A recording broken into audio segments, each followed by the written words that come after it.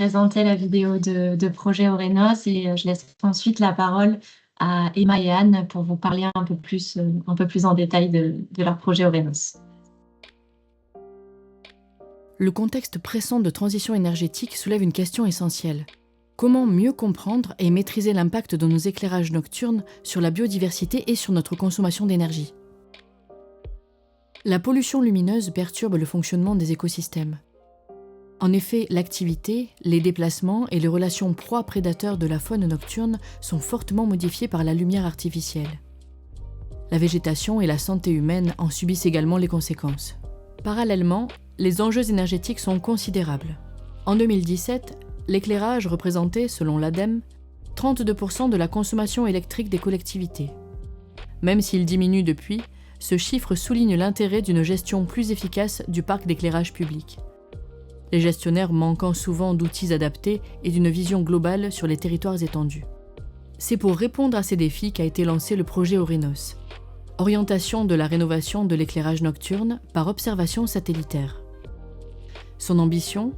Développer sur le territoire de la Haute-Savoie des indicateurs de qualité de l'éclairage artificiel nocturne et d'impact sur la biodiversité. Porté par le CEREMA, Orenos est développé en partenariat avec la société coopérative, la Télescope, le CIAN et le CNES.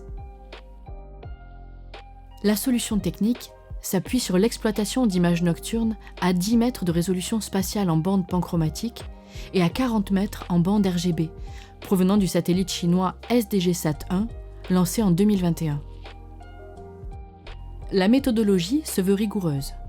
Des images de différentes années et saisons seront récupérées sur tout le territoire de la Haute-Savoie, puis agrégées pour obtenir des millésimes de radiance comparables. Une chaîne de traitement spécifique optimisera ensuite l'exploitation de ces données encore exploratoires en incluant des traitements radiométriques et géométriques avancés. L'objectif est double. D'un côté, développer des indicateurs de qualité de l'éclairage pour localiser les zones les plus lumineuses, dont les zones excessivement éclairées, caractériser les grandes familles de sources, détecter les dysfonctionnements de l'éclairage public et identifier les principaux contributeurs privés. De l'autre, créer des indicateurs de pression sur la biodiversité en localisant précisément les habitats impactés par les sources lumineuses. Cette approche permettra d'étudier conjointement le parc d'éclairage public et privé d'un département entier. Les indicateurs produits donneront aux décideurs locaux les clés pour localiser les zones d'action prioritaire d'adaptation, de rénovation ou d'extinction d'éclairage. L'outil s'adressera directement aux gestionnaires de parcs d'éclairage et aux services qui les accompagnent, collectivités territoriales, services de l'État, éclairagistes, syndicats d'énergie. Il sera également précieux pour les sites industriels et commerciaux de grande taille, les futures études d'impact et toute structure s'intéressant à la pollution lumineuse. À long terme, Orenos ne s'arrêtera pas à la Haute-Savoie. En effet, les images du satellite SDG-SAT-1 sont disponibles mondialement et gratuitement dans un cadre de recherche et développement en ligne avec les objectifs du développement durable. La méthodologie sera donc réplicable sur de nombreux territoires et adaptable pour exploiter des données issues de nouvelles missions d'observation nocturne. Orenos ouvrira ainsi la voie à une gestion optimisée de nos éclairages nocturnes, alliant préservation de l'environnement et efficacité énergétique. Une innovation technologique qui permettra de progresser vers une approche de l'éclairage urbain plus sobre, dirigée et adaptée pour des territoires plus respectueux de la biodiversité nocturne.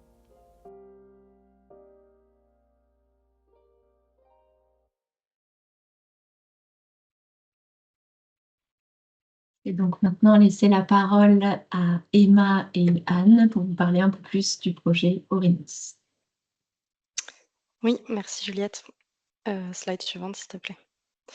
Donc vous l'avez vu, la principale donnée spatiale qui est utilisée dans ce projet, provient du satellite chinois, SDG-SAT-1, donc image optique, hein. Donc satellite, du CIBAS, qui est le seul satellite, actuellement, capable de fournir des images à 10 mètres en bande PAN et à 40 mètres en bande, RGB, avec une revisite de 11 jours, et gratuitement dans un cadre de recherche scientifique, pour un projet aligné avec les objectifs de développement durable.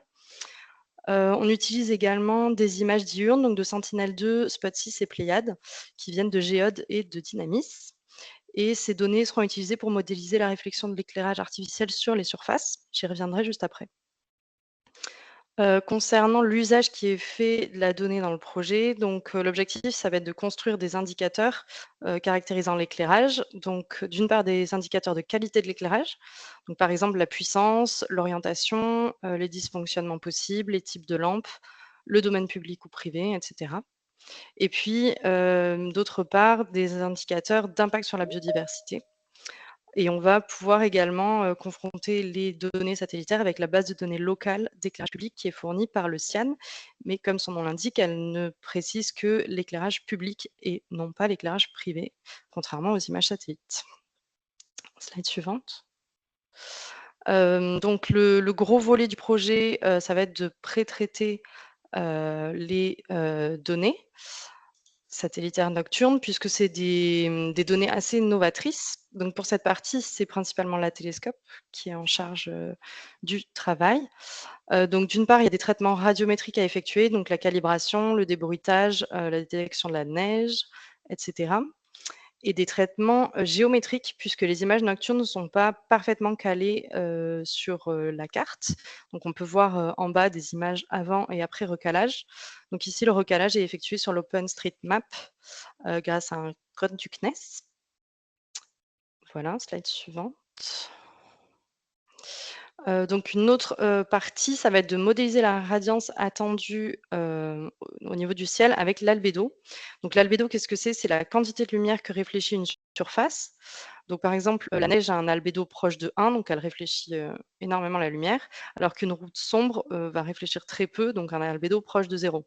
Donc on se rend compte que selon le type de surface sur laquelle l'éclairage artificiel va être réfléchi, le satellite ne va pas recevoir la même quantité de lumière. Et donc c'est ça qu'on veut modéliser ici. Donc pour ça, on a considéré des produits satellitaires d'albédo qui existent, donc notamment le produit Sentinelle-2. Et on a comparé avec des données in situ. Donc là, on a des collègues du CEREMA de Angers qui sont spécialistes dans ce domaine-là et qui ont fait des mesures de terrain d'albédo. Donc on a pu comparer les données de terrain avec le produit albédo Sentinelle-2 et également avec un produit albédo Pléiade qu'on a construit nous-mêmes. On voit sur la courbe que l'albédo Sentinelle-2 est assez mal corrélé finalement avec les données de terrain. Et donc ça, c'est lié avec la résolution du satellite Sentinelle-2 qui est à 10 mètres. On le voit bien sur les images en bas à droite. Donc l'albédo Sentinelle-2, forcément, il est assez mix en milieu urbain. Donc ça va pas super bien représenter le territoire, alors que Pléiade a une résolution beaucoup plus précise. Et donc, ça va être plus fiable. Donc, c'est la courbe qui est en bleu qui est beaucoup plus alignée avec les mesures de terrain.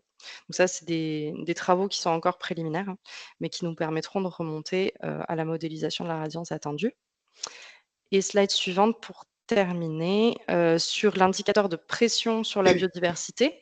Donc, on a également fait des travaux en croisant l'éclairage nocturne avec différentes couches de biodiversité, donc notamment des occupations du sol, des données réglementaires et d'inventaire, des données de continuité écologique et des données espèces.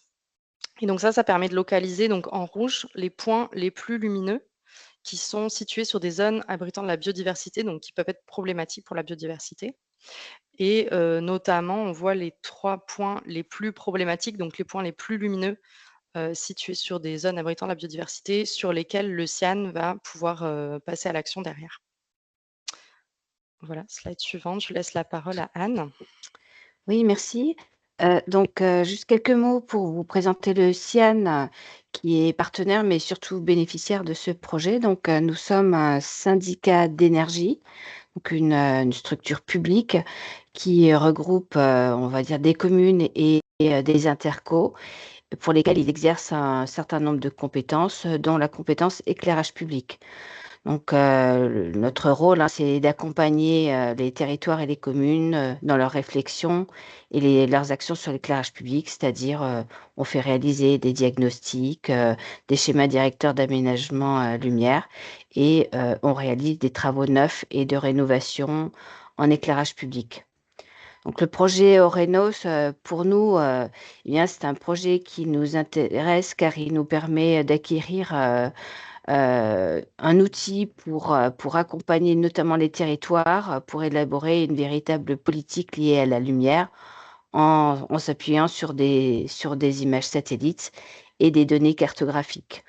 Donc il s'agit, d'évaluer, l'éclairage, la qualité de l'éclairage, mais aussi notre politique, d'éclairage, d'identifier les nuisances lumineuses, notamment, les, nuisances qui sont situées sur, les parties privées pour permettre, justement aux territoires qui souhaitent, développer des stratégies et des politiques pour accompagner le privé de pouvoir agir.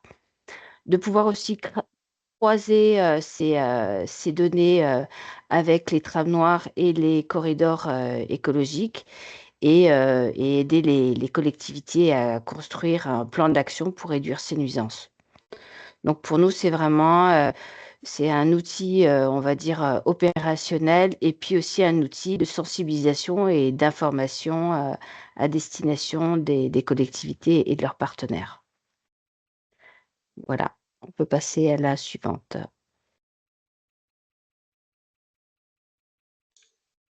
Tu veux que je reprenne la main? Oui, si tu veux, ouais. Oui. Donc, quelle étape du projet en sommes-nous? Donc, on en est au développement de la solution. Les dernières réalisations, donc on a terminé la production des indicateurs de pression sur la biodiversité. Donc là, le CIAN est en train de se les approprier pour passer à l'action. On est en train de développer les autres indicateurs de qualité de l'éclairage.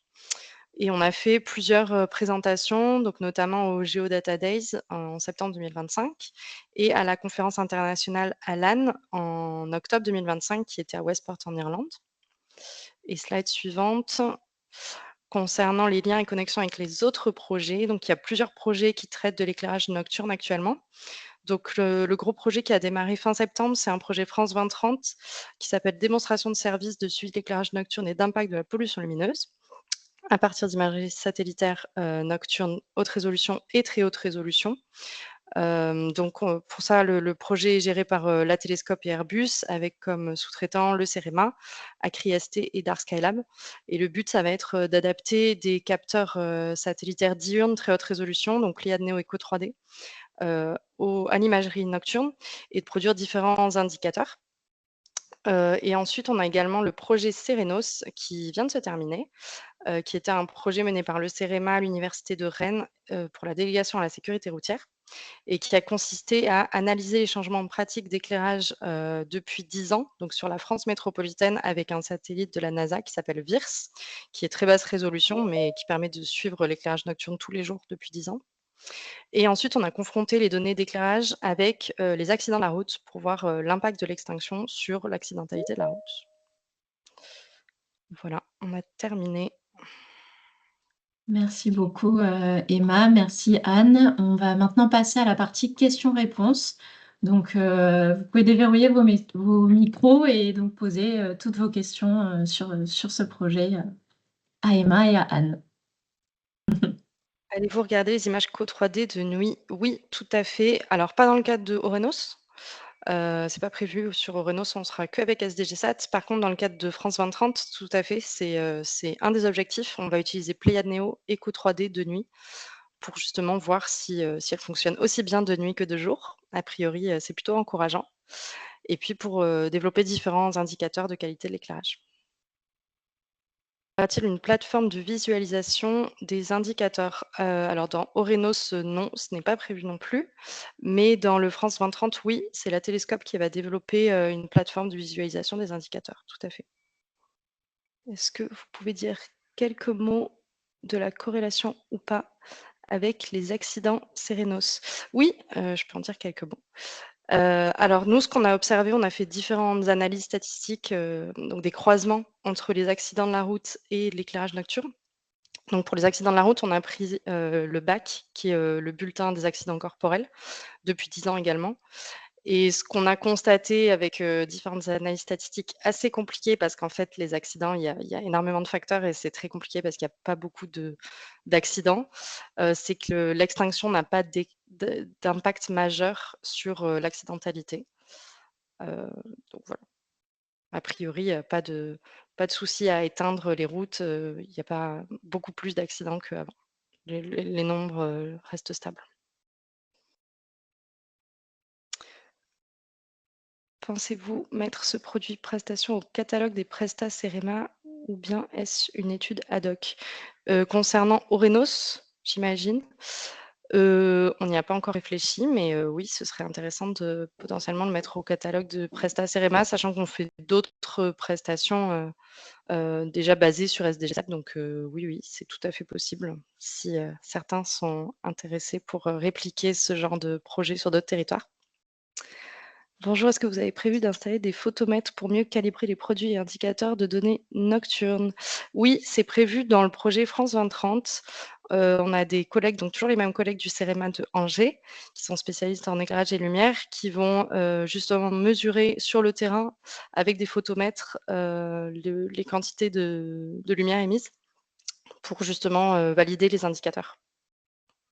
Et il y aura tout un tas d'autres validations qui seront menées sur le terrain pour valider tous les indicateurs produits.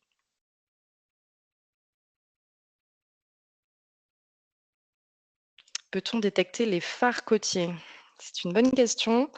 Alors les phares, ils éclairent plutôt à l'horizontale, donc on pourrait peut-être le voir sur, le produit VIRS. Sur VIRS, il y a un produit, vertical et horizontal, donc certainement.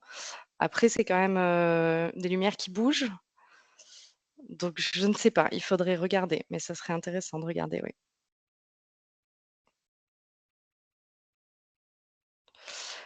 J'ai raté une question. Quid de l'accès aux données SDG7 chinoises dans le contexte géopolitique? Quelle confiance, quelle continuité?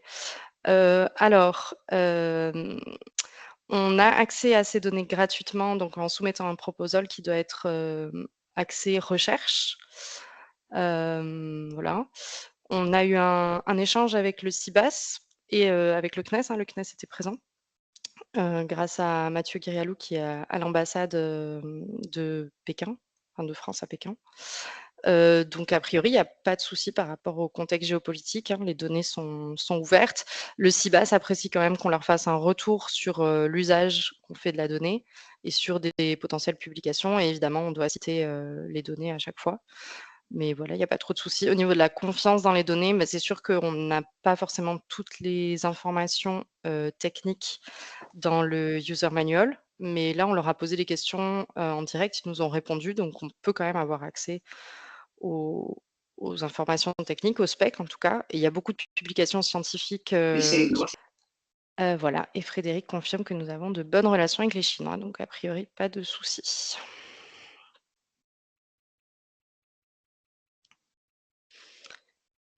Cet accès aux données SDG-SAT, vous avez pu faire des programmations de données? Oui, nous avons pu faire des programmations de données, dans le cadre d'Orenos.